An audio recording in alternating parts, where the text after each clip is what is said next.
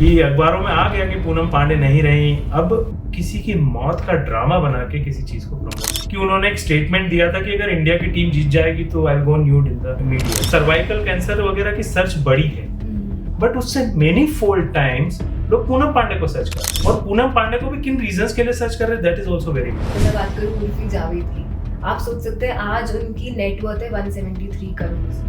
तो ये यूथ को मैसेज क्या जा रहा है? लोग धोनी क्यों नहीं बनना, लोग मैं तो कहता हूँ मनोज बाजपेयी क्यों नहीं बनना चाहते, लोग उर्फी जावेदी क्यों बनना चाहते, लोग कबीर सिंह बनना चाहते लोग हैं।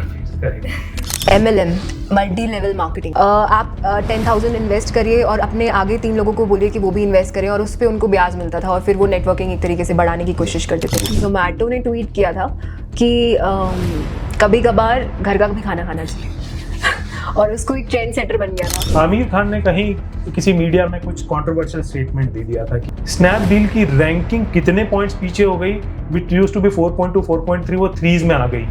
कितने ही लोगों ने ऐप अनस्टॉल कर दी। अभी रिसेंटली बिग बॉस का एक कंट्रोवर्सी उठी थी कि ध्रुव राठी को उन्होंने एज अ वाइल्ड कार्ड बुलाया, जबकि ध्रुव राठी की next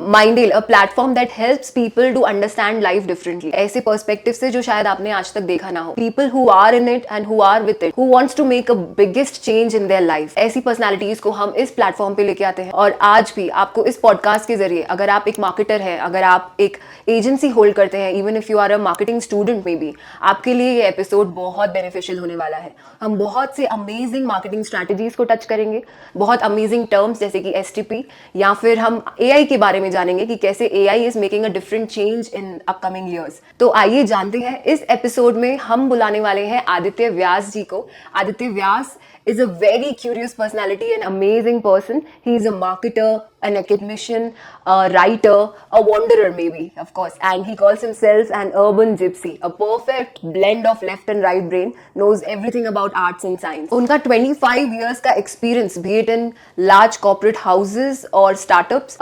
He is a science student, management high postgraduate and LLB. He has earned management and strategy certificates from London Business Schools, IIM Bangalore, ISB, University of Virginia, University of Illinois, and he is a food lover, of course. His professional experience in theatre somehow brings drama in everything he does.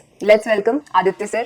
Aditya Vyas ji, thank you so much for coming on this show. Thank you, Karishma. It's going to be an interesting conversation. First of all, for the viewers, I wanted to ask why marketing? बहुत ही interesting question है, why marketing.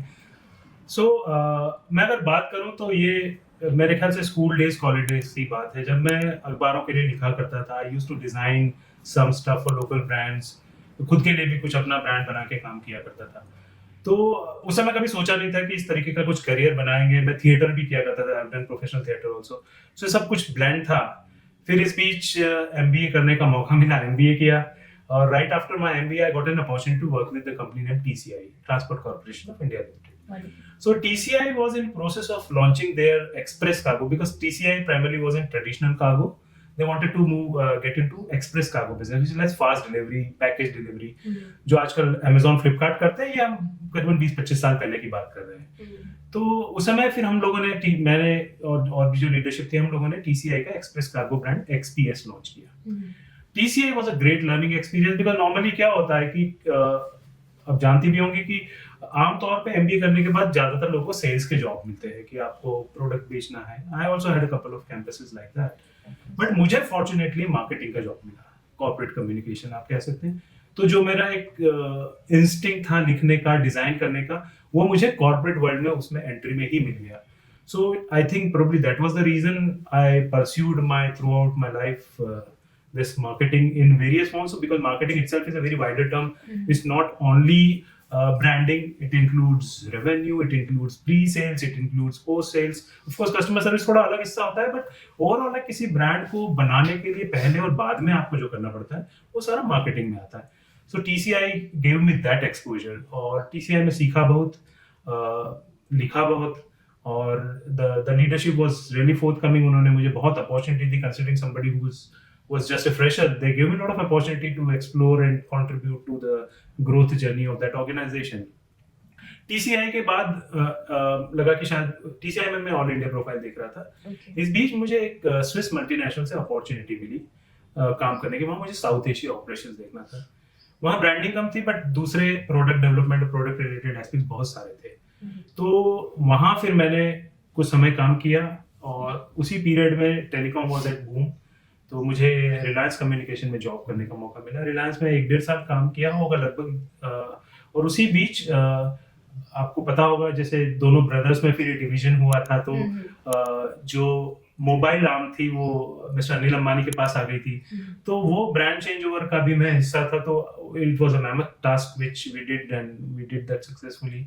Then after working with the Reliance, I got an opportunity to work with the best brand, I must say, Tata. तो टाटा के साथ मैंने लगभग 9-10 साल काम किया and Tata gave me a lot of exposure, growth opportunity, और जो TCI में मिला था उसी तरीके से एक नेक्स्ट लेवल पे मुझे टाटा में करने को मिला। सो टाटा में जो मेरा पहला स्टेंट था उसमें मैंने रेवेन्यू जनरेशन ब्रांडिंग का काम किया। उनका एक्सेस बिजनेस होता, इट वाज लाइक समय से पहले जो चीज होती थी। हमारा एक प्रोडक्ट था, जस्ट इमेजिन कीजिए 2006-7 की बात होगी, शायद 8 की बात होगी। उस समय एक ऐसी डिवाइस आई थी जिससे आप ऑनलाइन टिकट बुक कर सकते थे।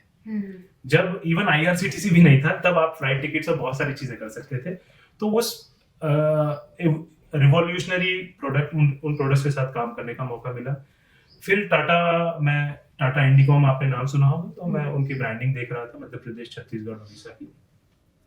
उसके बाद कंपनी ने, बिकॉज टाटा जो था वो पहले CDA में टेक्नोलॉजी हुआ करती थी।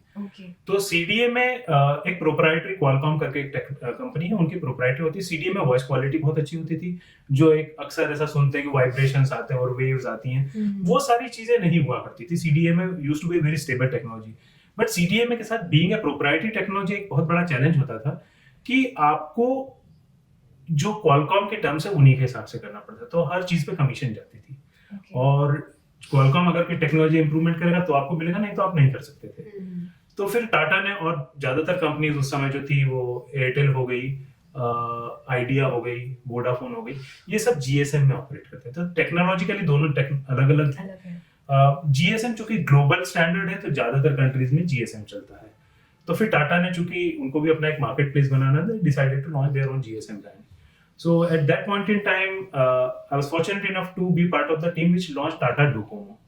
तो मैंने टाटा डोकोमो मध्य प्रदेश में लॉन्च किया, फिर पंजाब, हरियाणा, राजस्थान, कई स्टेट्स में मैं सपोर्ट करने गया। और जो हमने मध्य प्रदेश में जो लॉन्च की थी उसके लिए मुझे बेस्ट मार्केटिंग रिसोर्स का अवार्ड भी मिला, और that was an opportunity itself. उसके बाद कुछ समय मैंने टाटा के साथ उनके कॉर्पोरेट हेडक्वार्टर्स में काम किया, एंटरप्राइज बिजनेस में। फिर मैंने ज्वाइन किया दैनिक भास्कर। हमने यहाँ पर उनकी मोबाइल एप्लीकेशन लॉन्च करी, और दैनिक भास्कर के साथ एक अलग ही एक्सपीरियंस था। जब हमने ऐप लॉन्च करी वो एक बहुत अलग एरा था, क्योंकि उस समय जो डेटा होता था वो 200 रुपये GB हुआ करता था। जस्ट इमेजिन, जो आप अभी एक महीने का पूरा अनलिमिटेड रिचार्ज कराते हैं उसके बराबर आपको केवल डेटा 1 GB मिला करता था। सो एक ऐप लॉन्च करना उस समय, जब डेटा इतना महंगा है, mobile app itself was a concept at that point in time, WhatsApp भी नहीं हुआ करता था बाय द वे। तो हमारे लिए बड़ा चैलेंजिंग था।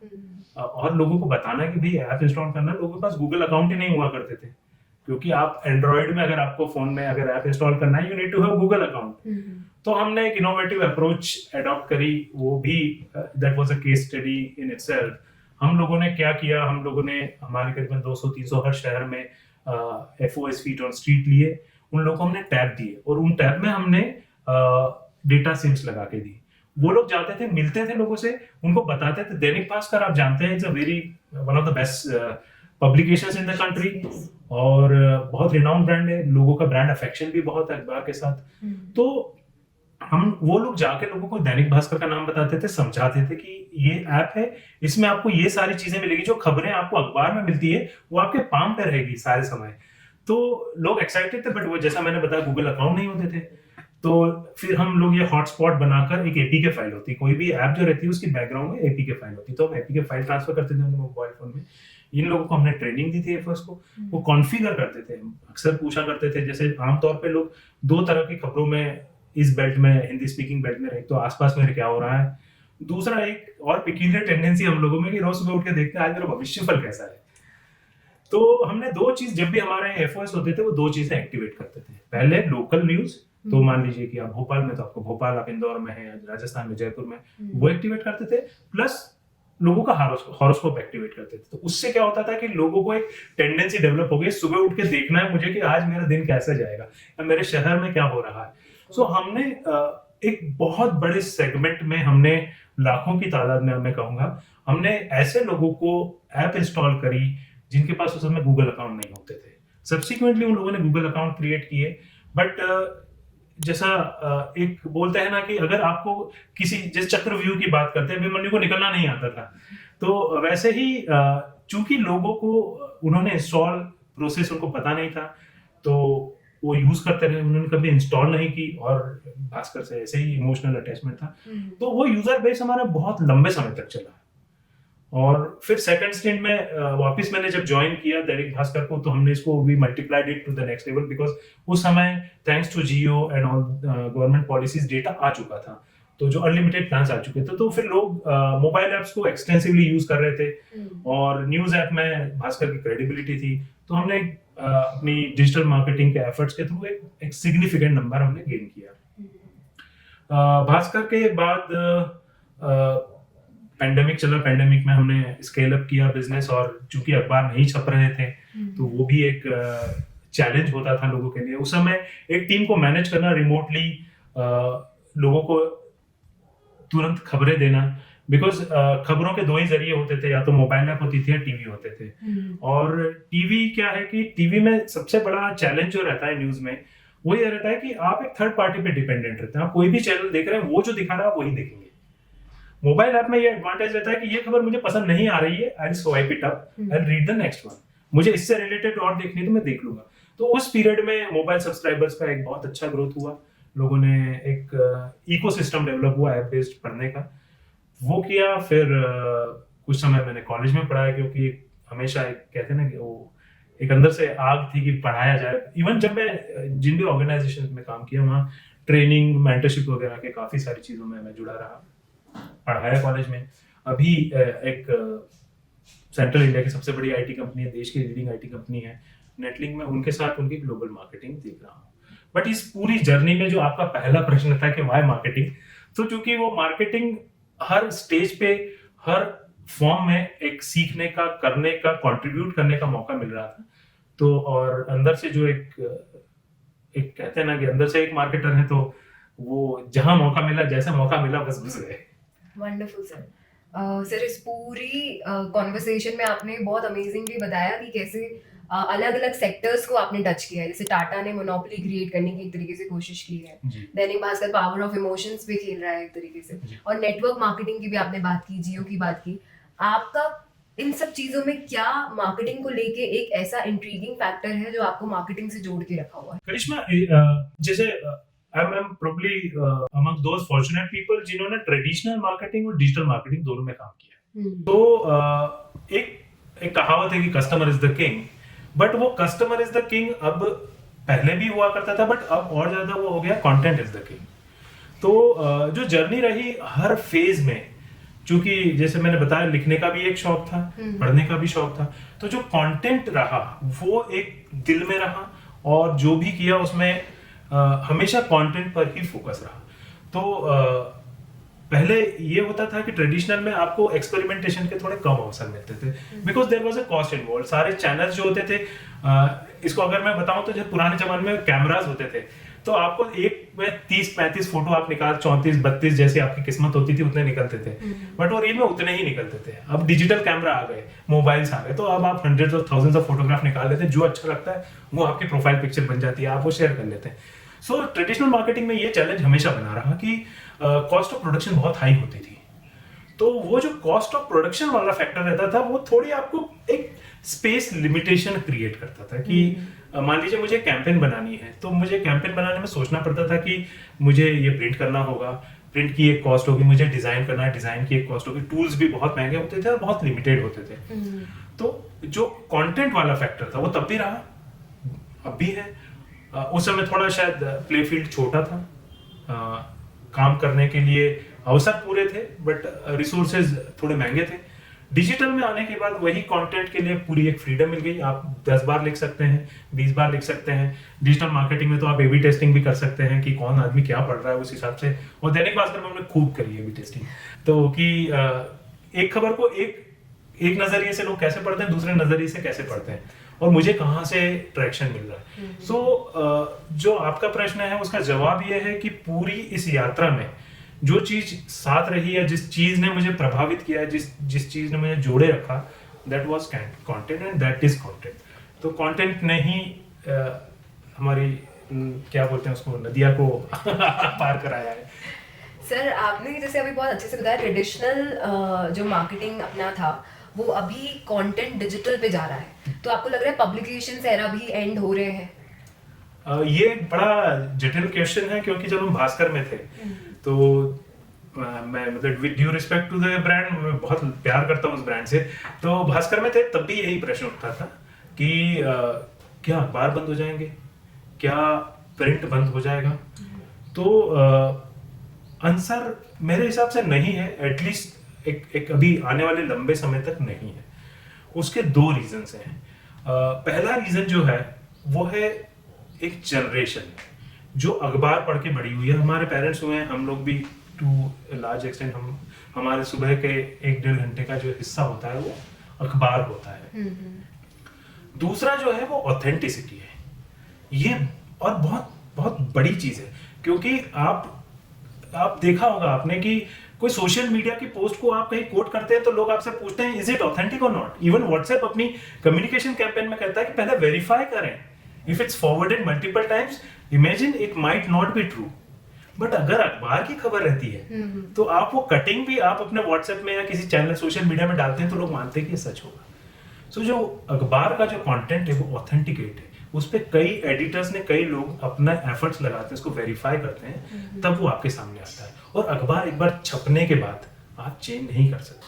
व्हाट्सएप में आप मैसेज डिलीट कर सकते हो, फेसबुक में आप डिलीट कर सकते हो। इवन अगर आप किसी मीडिया की साइट है तो आप कंटेंट को CMS कंटेंट मैनेजमेंट सिस्टम से तो ऑल्टर कर सकते हो। सो जो एक आपका प्रश्न है कि क्या ये बंद होगा, मेरे हिसाब से नहीं होगा। सर जैसे यूजर्स चेंज हो रहे हैं, जनरेशंस बदल रही है, अभी जेनजीज, जेन अल्फा, मुझे नहीं लगता उन्होंने कभी भी पेशेंटफुली बैठ के एक अखबार पूरी पढ़ी होगी, until and unless they are aspiring for UPSC or something like that। और जैसे आपने ऑथेंटिसिटी की बात की, अभी रिसेंटली बिग बॉस का एक कंट्रोवर्सी उठी थी कि ध्रुव राठी को उन्होंने एज अ वाइल्ड कार्ड बुलाया, जबकि ध्रुव राठी की नेक्स्ट डे वीडियो आई थी कि मुझे आज तक बिग बॉस ने कभी भी अप्रोच भी नहीं किया। उसकी पब्लिकेशंस आप बिलीव नहीं करेंगे बहुत से अखबार ई पेपर्स में भी छपी। तो क्या आपको लगता है ये ऑथेंटिसिटी सही में है? देखिए दो प्रोडक्शन है अभी। आपकी बात बिल्कुल सही है कि जेन जी, जेन अल्फा जो हैं ये लोग स्क्रीन पे ज्यादा बिलीव करते हैं किसी भी तरह के कंटेंट एब्जॉर्प्शन को, चाहे वो खबरें हों, चाहे वो वीडियोस हों, चाहे वो ऑडियोज हों। पर एट द सेम टाइम उनको कहीं ना कहीं एक वेरिफिकेशन वाला एक फैक्टर जरूर लगता है कि आप इवन जैसे आप पढ़ रहे हैं तो जैसे आप डॉक्टर को कंसल्ट करते हैं तो आप बोलते हैं ना सेकंड ओपिनियन ले लो। सो उनको सेकंड ओपिनियन कहीं ना कहीं लगता है। तो उस फेज में शायद मुझे लगता है कि इस तरह के पब्लिकेशन कहीं काम आ सकते हैं। पहली चीज, अखबार भी डिजिटल हो रहे हैं, जैसे मैं आपको भास्कर का बताया कि ऐप पर भी हैं हम लोग। और जो आपने ध्रुव राठी की बात करी, मैं उसी कॉन्टेक्स्ट में, अभी कल की ही बात है, आपने पूनम पांडे का सुना होगा। हाँ जी। तो उनकी खबर थी कि वो कुछ सर्वाइकल कैंसर की अवेयरनेस के लिए उन्होंने कुछ अपने ऐसा वॉइस था कि उनकी डेथ हो गई या ऐसा कुछ खबरें थी। तो अखबारों ने छापा भी उसे कि अखबारों में आ गया कि पूनम पांडे नहीं रही। अब चूंकि अखबार जो है, आपका प्रश्न सही है कि एक सोर्स है, अखबार जो है उनके घर जाके शायद नहीं चेक कर पाए, बट उनके जो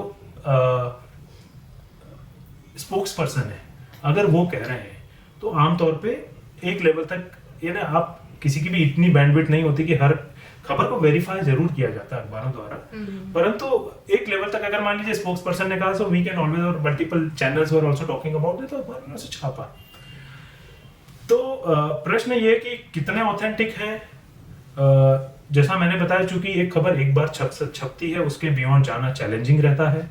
तो कोई भी न्यूज़पेपर होगा कहीं का भी न्यूज़पेपर होगा, किसी भी कंट्री का, किसी भी लैंग्वेज का, वहां पर एडिटर्स मल्टीपल टाइम उस खबर को वेरीफाई करते हैं, but there is always a probability of getting the wrong if the source itself is wrong. जहां से खबर आई है तो फिर चैलेंजेस रहते हैं, आमतौर पे ऐसा होता बहुत कम है।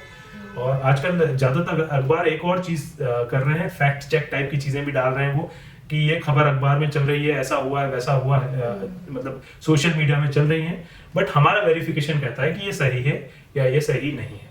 तो एक लेवल पे they are doing their duty, but if the source itself, जैसे आप ध्रुव राठी का बता रहे हैं, तो अगर मैं अपने स्टेटमेंट में चेंज हो जाता हूँ तो इसमें कोई भी चैनल कुछ नहीं कर सकता। अगर मैं कहता हूँ कि मैं आज ये हूँ, या पूनम पांडे कहती हैं कि मैं, या उनके स्पोक्स पर्सन कहते हैं कि वो नहीं रही, और अब वो कहती हैं कि मैं जिंदा हूँ, तो इसमें अखबार कुछ नहीं कर सकता। अखबार को जो ऑथेंटिक सोर्स से खबर मिली कि वो नहीं रही, तो अखबार उस हिसाब से छापते हैं।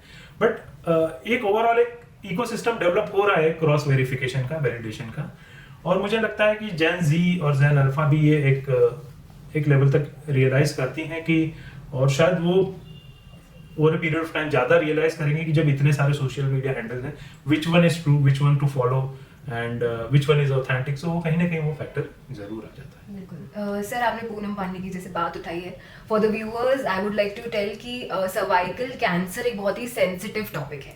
फर्स्ट ऑफ ऑल 6 लाख से भी ज़्यादा केसेस 2021 में पाए गए, जिसमें से 80% इंडिया के केसेस थे, राइट।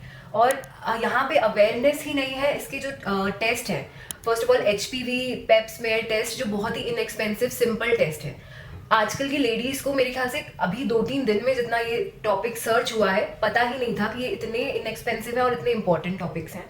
1.5 लाख से भी ज़्यादा मौतें हुई हैं लास्ट ईयर फीमेल्स की, 80% सर्वाइकल कैंसर है। तो क्या आपको ऐसा लगता है कि ऐसी नेगेटिव PR को भी यूज़ करके अगर इसका आउटकम कहीं ना कहीं पॉजिटिव हो रहा है, तो एट अ लॉन्गर रन, या इसको एज अ बिगर पिक्चर हम अगर देखें, तो क्योंकि इसकी दोनों तरफ की कंट्रोवर्सीज उठी हैं, टू पोलराइजेशन हो चुकी है ये बात, आपका क्या इसमें मानना है? देखिए, एज ए मार्केटर आपने बिल्कुल सही कहा कि सर्वाइकल कैंसर एक तेजी से बढ़ती हुई डिसीज है, और कैंसर इटसेल्फ के साथ एक चैलेंज रहता है कि आमतौर पे लोगों को बहुत लेट स्टेज में जाके पता चलता है कि वो इसका एक हिस्सा है या उनके शरीर के साथ ऐसा कुछ हुआ है। और सर्वाइकल कैंसर इंडिया में फीमेल्स में ऑफ कोर्स एक सिग्निफिकेंट नंबर्स अभी दिखने आए हैं। अवेयरनेस बहुत ज़रूरी है और इलाज भी ज़रूरी है, इलाज से ज़्यादा, क्योंकि इलाज तो बहुत बाद की स्टेज होती है। अगर आप अवेयर हैं तो प्रोबब्ली आधी प्रॉब्लम आपकी वहीं सॉल्व हो जाती है। तो जो इंटेंट है वो एकदम सही है, बट जो मोड है, अब उसको आप कंट्रोवर्सी कहें, कुछ भी कहें, वो मेरे हिसाब से ठीक नहीं। ये मेरा पर्सनल ओपिनियन है। 2 रीजन है। एक तो आप किसी की मौत का ड्रामा बना के किसी चीज को प्रमोट नहीं कर सकते, ऑफ कोर्स। पहला। दूसरा, जिस सेलिब्रिटी को आप यूज कर रहे हैं उनकी क्या reputation. Poonam Pandey has been in news for last मेरे ख्याल से 15 साल हो गए होंगे। मुझे 2011 का मुझे अच्छी तरह याद है कि उन्होंने एक स्टेटमेंट दिया था कि अगर इंडिया की टीम जीत जाएगी तो I will go nude in the media. उस समय शायद कानपुर में रहा करती थी, एक छोटे फैमिली से थी वो, मिडिल क्लास फैमिली से।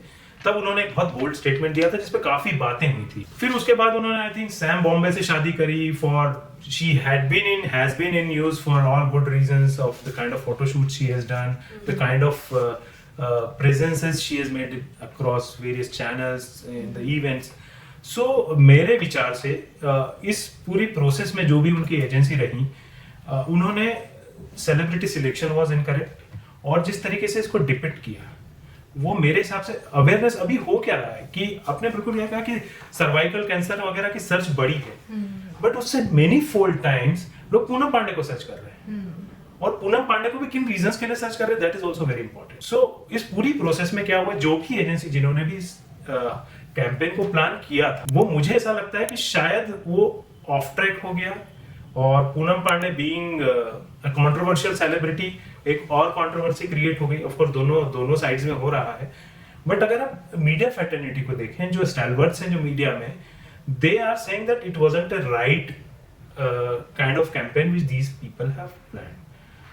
शायद एक अच्छी सेलिब्रिटी के साथ एक मतलब अगर मैं सीधी सी बात करूं तो पल्स पोलियो के लिए हम अमिताभ बच्चन इतने सालों से ऐड कर रहे हैं, सफाई के लिए कपिल शर्मा आते हैं, तो क्या कपिल शर्मा कहीं जाके कूड़ा उंडेल दें और बोले कि भैया मैं सफाई का हूं, या अमिताभ बच्चन किसी पोलियो बाधित के साथ कुछ करें और बोले? तो मुझे लगता है कि बहुत इमोशनल, बहुत सेंसिटिव टॉपिक्स हैं और इनको एक इस तरीके की, I will not call it as a low, but it wasn't a decent kind of a campaign which those companies और द एजेंसीज और हैव प्लान्ड। और ओवरऑल इसमें मुझे लगता है कि पूनम पांडे का सर्वाइकल कैंसर छोड़िए, उनका तो मतलब हुआ नहीं, but Poonam Pandey as a brand, उनका भी कहीं ना कहीं मेरे ख्याल से एक डेंट तो आया होगा। सर डिसेंसी की अगर आप बात कर रहे हैं, अभी अगर मैं बात करूँ उर्फी जावेद की, आप सोच सकते हैं आज उनकी नेटवर्थ है 173 करोड़। तो ये यूथ को मैसेज क्या जा रहा है? मतलब हम अगर कुछ यूथ हैं जो बिना मेहनत के पैसे कमाना चाहते हैं, तो वो इस तरीके की पीआर स्टंट्स पे जा रहे हैं जिसमें ब्रांड्स और स्पॉन्सर्स उनको कनेक्ट कर रहे हैं। इस पे आप क्या कहेंगे? ये आपने बड़ी इंटरेस्टिंग बात कही है और ये एक बहुत चैलेंजिंग सिचुएशन है करिश्मा। रीजन क्या है कि जो आपने बहुत बोला ना कि शॉर्टकट मनी, तो शॉर्टकट मनी के लिए आप किस लेवल तक जा सकते हो, वो भी एक मतलब उर्फी जावेद अपने आप में एक एग्जांपल है। पूनम पांडे ने भी पिछले कुछ समय में यही सब किया है, उर्फी जावेद शायद थोड़े ज्यादा मैग्नीट्यूड में करती हैं। तो इससे होता क्या है कि जो टीयर 2 टीयर 3 सिटीज की जो यूथ है, irrespective of boys and girls, उनको लगता है शायद सक्सेस होने का ये एक आसान जरिया है। और सिंस मैंने मीडिया के साथ मतलब मीडिया में कहूँगा तो प्रोडक्शन हाउसेस और टीवी प्लस एफएम कई चैनल्स के साथ काम किया है, तो इस पूरी प्रोसेस में होता क्या है, टीयर 2 टीयर 3 टाउन्स के जो यूथ है वो इस गिमिक में या इस शोबिज में आते हैं और वो एक्सप्लॉयटेशन का शिकार बनते हैं। और जब वो एक्सप्लॉयटेशन का शिकार बनते हैं तो वो एक अलग लेवल रहता है, मतलब परिवार तबाह होते हैं, बच्चे ड्रग्स में चले जाते हैं, प्रोस्टिट्यूशन में चले जाते हैं, क्योंकि एंड ऑफ द डे उनको वो रास्ता नहीं मिल पाता है। Everybody can not become Urfi Javed, and even if you want to, not everybody can even aspire to be, but of course people prefer to have those shortcuts। बस इतने समय में मैंने ये देखा है कि जो लोग भी शॉर्टकट से ग्रो किए हैं वो लंबे समय तक नहीं टिके और जिस तरीके का ये लोग डेमोन्स्ट्रेट कर रहे हैं वो और डेंजरस है। लोग धोनी क्यों नहीं बनना चाहते? लोग, मैं तो कहता हूँ, मनोज बाजपेयी क्यों नहीं बनना चाहते? लोग उर्फी जावेदी क्यों बनना चाहते हैं? लोग कबीर सिंह बनना चाहते हैं। करेक्ट। सर जैसे आपने कहा कि लोग धोनी नहीं बनना चाहते, कबीर सिंह बनना चाहते हैं। एनिमल की मूवी में जैसे रणबीर कपूर हो गया, बॉबी देओल की जो डांसिंग ट्रेंड है वो बहुत जल्दी वायरल हुई थी। ये जो सेंसलेस ग्रास्पिंग है यूजर्स की, is it due to the showcasing of media या ऐसे ही यूजर्स के थ्रू ही चीजें कंटेंट जा रहा है हमारा? पहली चीज, धोनी बनने के लिए मेहनत करनी पड़ती है, उर्फी जावेद बनने के लिए या एनिमल बनने के लिए मेहनत नहीं करनी पड़ती। वो आप मतलब बिना एफर्ट के जो चीज़ हो रही वो है। दूसरा, हर किसी के लाइफ में एक पॉजिटिव फेस होता है, एक नेगेटिव फेस होता है। ऐसा कहते हैं ना कि वो आप, चाहे आपके विचार हों, चाहे आप या पौधा हो, आप जो नर्चर करेंगे वही ग्रो करेगा। तो एक जो यूथ को शॉर्टकट लग रहा है, दूसरा जो एनवायरनमेंट जिसमें वो जी रहे हैं वहाँ पे निगेटिविटी को एक लोग सम्मान देते हैं, पहली चीज। दूसरी, निगेटिविटी है भी बहुत आसपास, तो लोग वहां से क्यों लेकर अपनी लाइफ को आगे बढ़ाने की कोशिश करते हैं। That's not fair. और ऑफ कोर्स एनिमल का आपने उदाहरण दिया कि चाहे वो रणवीर कपूर हो उसमें, चाहे वो बॉबी देओल हो, हिंसा लोगों को अच्छी लगती है। अच्छी इसलिए लगती है कि वो खुद एक हिंसक प्रवृत्ति उनमें जागृत हो रही है। मतलब मान लीजिए मैं फ्रस्ट्रेटेड हूँ इस समय, और हर कोई इस समय सोशली, कल्चरली किसी न किसी कारण से किसी तरह के स्ट्रेस में है। वो मेंटल स्ट्रेस भी है, फिजिकल स्ट्रेस भी है, बट कहीं ना कहीं हर कोई किसी स्ट्रेस में है। और आप स्ट्रेस निकालने के लिए लोगों को कुछ माध्यम नहीं मिलता है। उनको लगता है शायद स्ट्रेस निकालने का सही तरीका है किसी को मारो, किसी को पीटो या एंगर दिखाओ। तो वो जो negative side of a person जो है वो थोड़ा या ज्यादा प्रोमिनेंटली लोग उसको फॉलो कर रहे हैं। और चूंकि शॉर्टकट है, आपको आप तो खुद भी एक माइंडफुलनेस की कोच हैं आप भी जानती हैं कि 5 मिनट का ध्यान लगाने के लिए आदमी को कितने एफर्ट्स करने पड़ते हैं, अपना कितना शरीर को, मन को, मस्तिष्क को स्थिर करना पड़ता है। पर किसी से लड़ाई करना हो तो आप कार में जाते हैं और आप शीशा नीचे करके गाली बक देते हैं। सो वहां आपको समय नहीं लगता है। So it's always difficult to cultivate the positive side of the life. और यूथ इम्पेशेंट है, उनको लगता है शायद रिलेवेंट नहीं है, उनको लगता है कबीर सिंह बेहतर है क्योंकि वो सिगरेट पीते हैं, वो शराब पीते हैं, वो एंगर करते हैं। बट इस पूरी, और चाहे वो रणवीर कपूर हो जो एनिमल में दिखे हैं, तो इस पूरी प्रोसेस में हो क्या रहा है कि जो फिल्म मेकर्स हैं वो भी इसको एक सक्सेस पैरामीटर दिखा रहे हैं। एक ये बहुत मैं किसी का तो इंटरव्यू पढ़ रहा था कि ये जब angry young man Amitabh Bachchan आए थे तो वही हीरो होते थे, वही विलन होते थे। तो आजकल भी वही चीज वापस ट्रेंड में आई है कि हीरो को जब तक आप विलन नहीं दिखाएंगे, जब तक वो मारधाड़ नहीं करेगा, जब तक वो खुद बुरा नहीं बनेगा, तब तक शायद वो सार्थक नहीं होगा। So films are also like depicting the same side of people, और यूथ जो है वो इजीली इन्फ्लुएंस होता है। और उनके सराउंडिंग जो सोशल मीडिया, जैसे आपने मीडिया की बात करी, तो मीडिया इसमें प्राइमरीली, करिश्मा जो है वो सोशल मीडिया एक बड़ा अहम रोल प्ले कर रहा है। क्योंकि अगर आप प्रिंट मीडिया की बात करें तो वहाँ ज़्यादा स्कोप नहीं मिलता है सब दिखाने लिखने का। टीवी पे ऑफ कोर्स रहता है, बट जो इनकी पीआर एजेंसीज रहती हैं, नंबर्स आजकल बहुत फज होने लगे हैं इन सारे मूवीज के। 1000 crore, 500 crore, nobody knows actually. Corporate buying कहते हैं इसमें, वो बड़ी पॉपुलर है कि एक साथ पूरा शो खरीद लेते हैं। अब उसमें एक आदमी देखने जा रहा है या 100 आदमी जा रहे हैं, किसी को पता नहीं रहता है। But since the entire show has been bought, तो वो पैरामीटर बढ़ जाता है, आप 800 1000 करोड़ की रेंज में आ जाते हैं। तो वो एक अलग साइड है कि वो कितना सही नंबर्स हैं।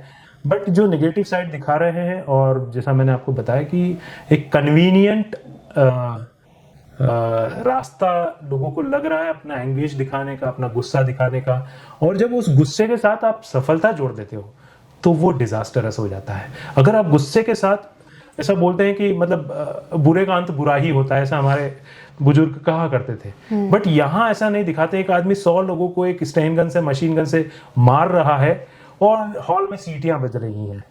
So it's not about media, it's not about youth, it's about our mindset कि हम निगेटिविटी को कल्टीवेट कर रहे हैं।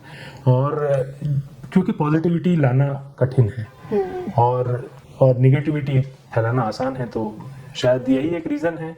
बट एक एज के बाद जब यूथ रहते हैं, जब आप एड्रेनलिन लेवल आपका बहुत हाई रहता है उस समय में, तो आपको यही सब अच्छा लगता है। आपको स्पीड बाइकिंग अच्छी लगती है, आपको लोगों को लड़ना झगड़ना अच्छा लगता है। But once you reach to the next level of in your life, probably things settle down। and इस समय भारत की, दुनिया का सबसे बड़ा जो यूथ है वो हिंदुस्तान में है, तो नेचुरली ये सारी चीजें ज्यादा उभर के आ रही हैं। जी सर, कबीर सिंह और एनिमल को याद करके मैं चली जाती हूँ 1960s में। और आपने सिगरेट्स की भी बात की, आई एम श्योर आप समझ रहे होंगे मैं क्या बात कर रही हूँ। मार्लबोरो एक कंपनी थी जिसके शेयर मार्केट होल्ड सिर्फ 1% थी। एंड 1970 में कहीं ना कहीं उन्होंने एस्टिमेट कर लिया था कि सिगरेट बैन होने वाली है। उसके 2-3 साल पहले उन्होंने मार्लबोरो मैन करके एक कैंपेन रन किया था, जिसमें आई गेस एक कमर्शियल बना है। और उस कमर्शियल अगर वो 1-2 मिनट का भी है तो उसमें हार्डली 3-4 सेकेंड्स के लिए ही उनका प्रोडक्ट, वो सिगरेट, दिखा होगा। तो उन्होंने, जैसे आपने कहा, इनसिक्योरिटीज़ को टच किया, एक आइडलाइज्ड मैन की पिक्चर बनाई और वहाँ के यूथ को उस टाइम पे इंट्रीग किया। और 1970 के बाद वो 4th largest cigarette manufacturer company बना। तो आई गेस वो 1960 से ये मार्केटिंग ट्रेंड चल रहा है। कहीं ना कहीं लाइफस्टाइल मार्केटिंग को टारगेट करते हुए आपकी इनसिक्योरिटीज़ को टारगेट किया जाता है। तो आई गेस आज की जनरेशन में, जैसा आपने कहा कि अवेयरनेस धीरे धीरे कम होती जा रही है, और मार्केटिंग की जो कंपनीज हैं, जो मार्केटर्स हैं या जो ट्रेंड्स हैं, वो इस चीज़ का गलत उपयोग भी कर रहे हैं। बिल्कुल सही कहा करिश्मा आपने। एक हम लोग ब्रांड अपील्स की जब बात करते हैं तो इसमें बोलते हैं स्नॉब अपील। एक बड़ा पॉपुलर वर्ड है, मतलब हम सबकी लाइफ में है FOMO, fear of missing out. और ये फियर ऑफ मिसिंग आउट इतना प्रोमिनेंट है, शायद प्रोबेबली कबीर सिंह बनना या रणवीर कपूर बनना ये इसीलिए अहम हो गया लोगों के लिए, बिकॉज उनको लगता है कि मैं हर जगह हर समय मौजूद रहूं, I should not miss anything. और ये जो फोमो है, और इसको हालांकि इसको जैसा आपने बताया 60s, this has been there all through in one form of other in advertising. तो स्नॉब अपील में होता ये है कि आप ये दिखाना चाहते हैं कि भैया मैं तुमसे बड़ा हूँ, अगर तुम जो मैं फॉलो कर रहा हूँ, if you are not doing that, if you are not following that, you are probably not of class, not of level, something like that. Cigarettes में भी यही हुआ. Off late cigarette became style statement, then it became a habit, now it is part of the life for many of us.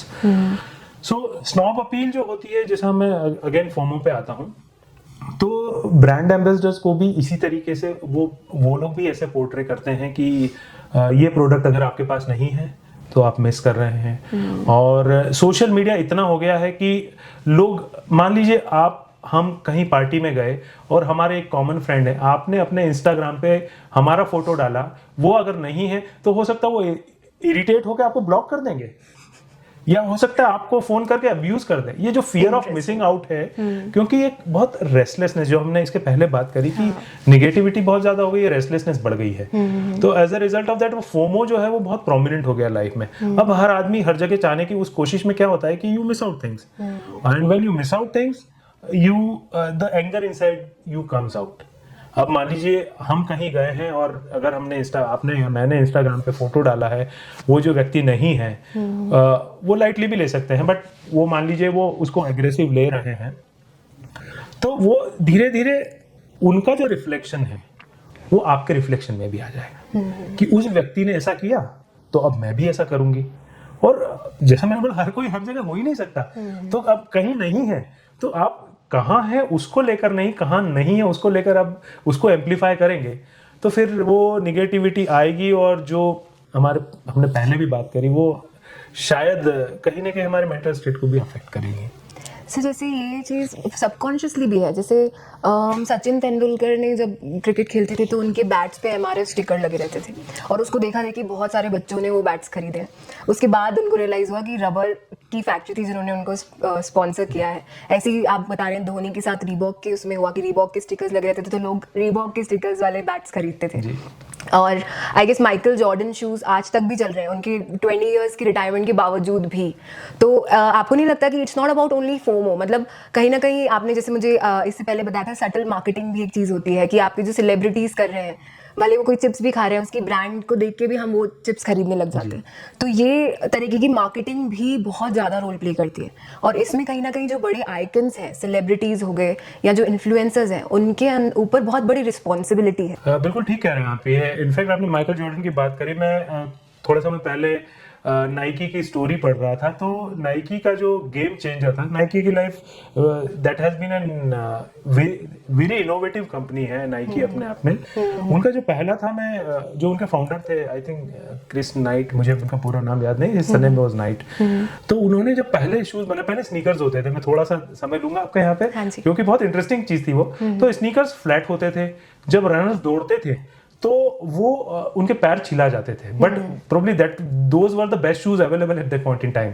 So night एक दिन घर पे थे, उनकी वाइफ वॉफल्स बना रही थी, तो उन्होंने वॉफल में देखा कि एक ऐसे ब्लॉक्स रहते हैं, आपने देखा होगा वॉफल्स में से चौकोर ब्लॉक्स होते हैं, तो वॉफल एक स्पॉन्जी टाइप हो जाता है, एक गैप मिलता है। तो उन्होंने सोचा कि मैं वॉफल्स क्यों नहीं डालूं अपने शूज में।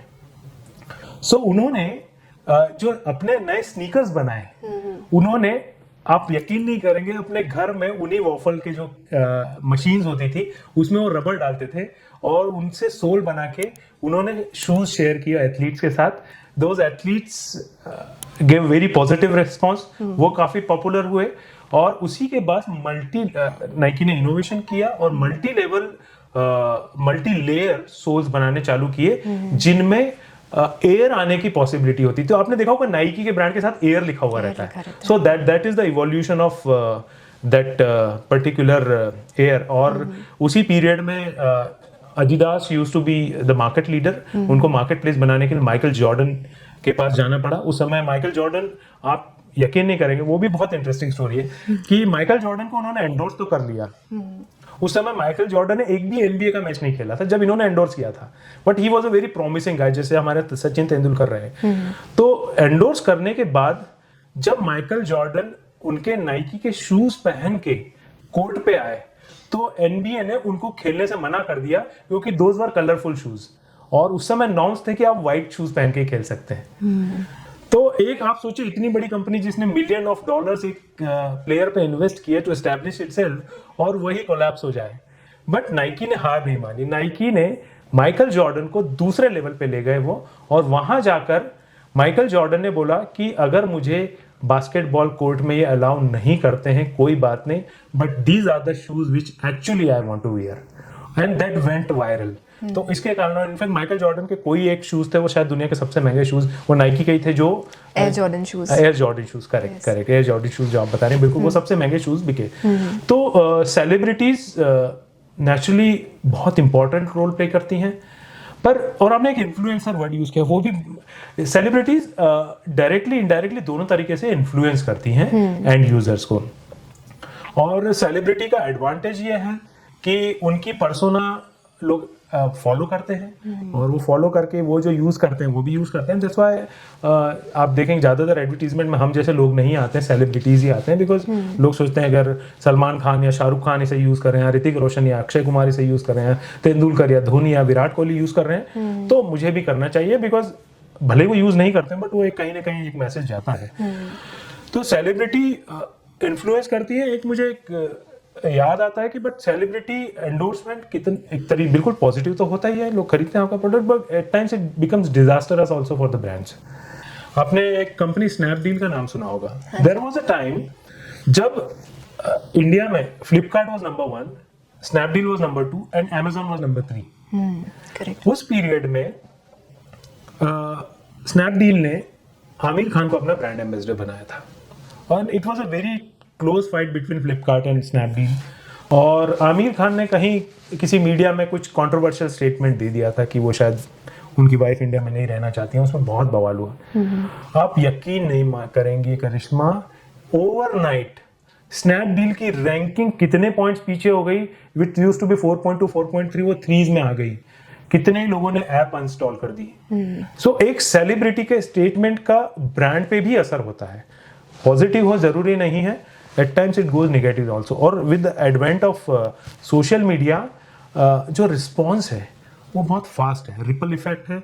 और सेलिब्रिटीज अभी तो आई थिंक कहीं मैं पढ़ रहा था कि ये जो गुटके के एडवर्टीजमेंट दे रही हैं सेलिब्रिटीज, इनको भी नोटिस पहुंच गए हैं कि आप ये गलत कर रहे हैं। तो फिर अब एक और चूंकि बात चल रही है, तो सरोगेट एडवर्टाइजिंग इसी प्रोसेस का एक हिस्सा है। तो सरोगेट एडवर्टाइजिंग इज बेसिकली जिन चीजों को गवर्नमेंट ने बैन कर रखा है। तो आपने कभी भी मतलब मैंने तो अपनी जिंदगी में नहीं देखी, ब्लेंडर स्प्राइट की सीडीज आती हैं, या ब्लैक डॉग के ग्लासेस आते हैं, या पता नहीं क्या क्या आता है वो। तो ये सरोगेट एडवर्टाइजिंग है कि आप जो प्रोडक्ट बैन है, सिगरेट, लिकर, इनके एडवर्टीजमेंट आप नहीं कर सकते। आप क्या करते हो, सरोगेट करते हो। आप उनकी music CDs, T shirts, glasses, mineral water, इन सब के एडवर्टीजमेंट देते हो।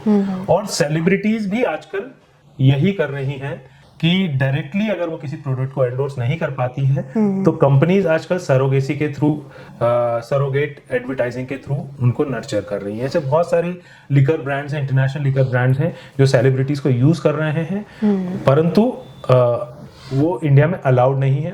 और वो सेलिब्रिटीज कहीं ना कहीं जो हमारे कबीर सिंह की बात हुई थी, वो इन्फ्लुएंस पॉजिटिव नेगेटिव वे में कर रही है लोगों को। Rightly said sir. बैन की जैसे हम बात कर रहे हैं, अभी हमने जैसे बात की MLM, मल्टी लेवल मार्केटिंग, बहुत ज़्यादा फ्रॉड्स हो रहे हैं इसमें। और बैन की बात की जाए तो पिरामिड स्कीम करके, अगर आप जानते होंगे, पिरामिड स्कीम्स बैंड है, बट कहीं ना कहीं MLM नाम के अंडर ही बहुत लोग आज भी पिरामिड स्कीम्स फॉलो कर रहे हैं। तो उस चीज़ के लिए आप क्या कहेंगे? देखिए, मल्टी लेवल मार्केटिंग एक नई टर्म नहीं है, पिछले काफी दशकों से चलती आ रही है। I think it must be over 100 years now. और people have made fortunes on it, मतलब ऐसा नहीं है, बहुत लोग बहुत सक्सेसफुल हैं।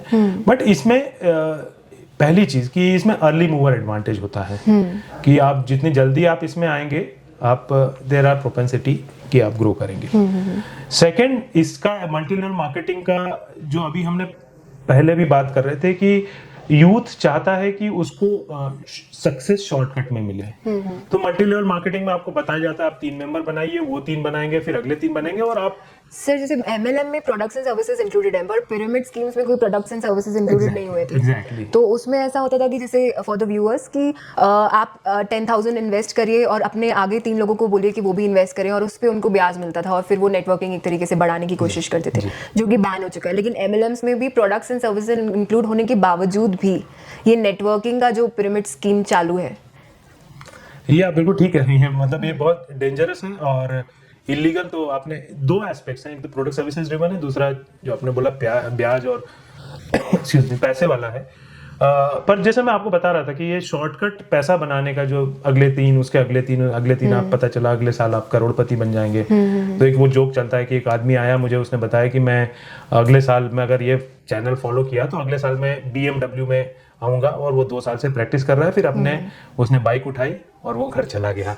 तो इलीगल है, शॉर्टकट है।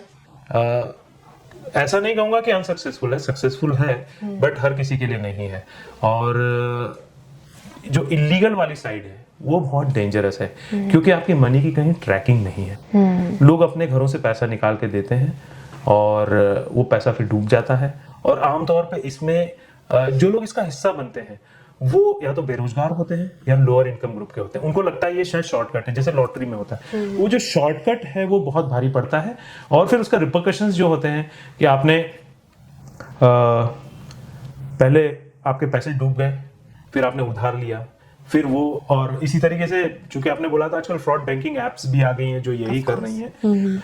तो multi level marketing as a system काफी इवॉल्व है, काफी अच्छा है। मैं ये नहीं कहूंगा कि खराब है, पर उसको जो लोगों ने अल्टरनेट वे बनाया है, जैसे पैसे का तो आपने बोला वो तो इलीगल ही है और नॉट रिकमेंडेड है। मल्टी लेवल मार्केटिंग में एक बड़ी चीज जो लोगों को होता क्या है कि शॉर्टकट रहता है, लोगों को लगता है कि इजीली हो जाएगा।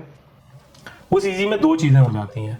पहली तो आप अपना नेटवर्क मैनेज ही नहीं कर पाते हो, क्योंकि आप पहले 3 बनाने में आपका खून पसीना एक हो जाता है, फिर आपको बोलते हैं कि अगले 3 बनाओ, तो वो आपसे बनते ही नहीं है। मतलब I have seen several people collapsing on that. तो आपका वो पैसा डूबता है। जिनमें कन्विक्शन होता है वो करते हैं और वो ग्रो भी करते हैं। दूसरा जो मल्टी लेवल मार्केटिंग या इस तरह के बिजनेस में जो मेरा पर्सनल ऑब्जर्वेशन है कि the moment you enrol for a multi level marketing, आपके दोस्त खत्म हो जाते हैं।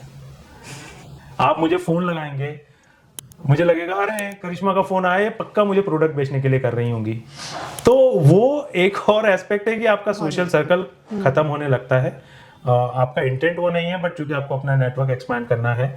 और अगेन जब आप कोलैप्स होते हैं, जब आप फेल होते हैं, तो आप अगर आप फाइनेंशियल बैकअप है तो आप सस्टेन करके यू अगेन जिसको मूव ऑन करें या जो भी आप बढ़ जाते हैं। पर अगर आपका फाइनेंशियल बैकअप नहीं है तो फिर आप अल्टरनेट सोर्सेज से इनकम निकालने की कोशिश करते हैं, और वो कहीं ना कहीं किसी गलत डायरेक्शन में लोगों को लेकर जाता है। सर आपने स्टार्टअप्स और बिजनेस में डिफरेंशिएशन बहुत प्रॉपर्ली बता दिया है। इससे मुझे नेस्ले की वो बहुत ही अमेजिंग मार्केटिंग स्ट्रैटेजी याद आई है कि कैसे मैगी को अब Maggi has actually moved in 60% of the market share in instant noodle segment, और कैसे उन्होंने एक्चुअल में जापान में ऑलरेडी निस्सिन जो था कंपनी उसको टारगेट ना करते हुए इंडिया को टारगेट किया, जबकि instant noodle was an alien food for India.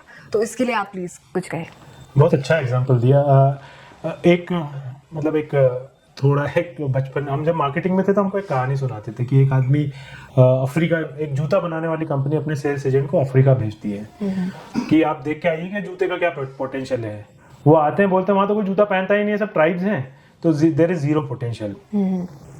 तो बात खत्म हो जाती है। फिर दूसरे प्योर सेल्स पर्सन आते हैं, उनको भेजा जाता है, तो वो जाके देखते हैं, बोलते हैं अरे वाह, यहाँ तो जूते का 100% पोटेंशियल है, कोई भी नहीं पहनता है, हम सारे हम ही भेज देंगे। तो ये दूसरा पर्सपेक्टिव आता है। बट फिर वहां जब वो पहुंचते हैं तो एक आदमी पूछता है भैया आप बेच दोगे, but at cost of what? उनके पास तो पैसा भी नहीं है, तो आप कैसे बेचोगे? तो फिर एक तीसरे सेल्स पर्सन आते हैं जो लॉजिक लेके आते हैं।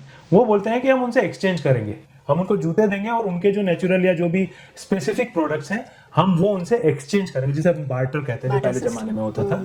तो वो बार्टर करके वो जूते बेचने की बात होती है। तो coming back to this Nestle example, Maggi of course मेरे ख्याल से ऐसा कोई व्यक्ति नहीं होगा जो 25 से ऊपर है या 20 से ऊपर है जिसने मैगी नहीं खाया हो, मेरे ख्याल से ऑफ कोर्स गांव में थोड़ा कम है, बट जो आपने बोला कि they are the biggest player in the country in terms of instant noodle.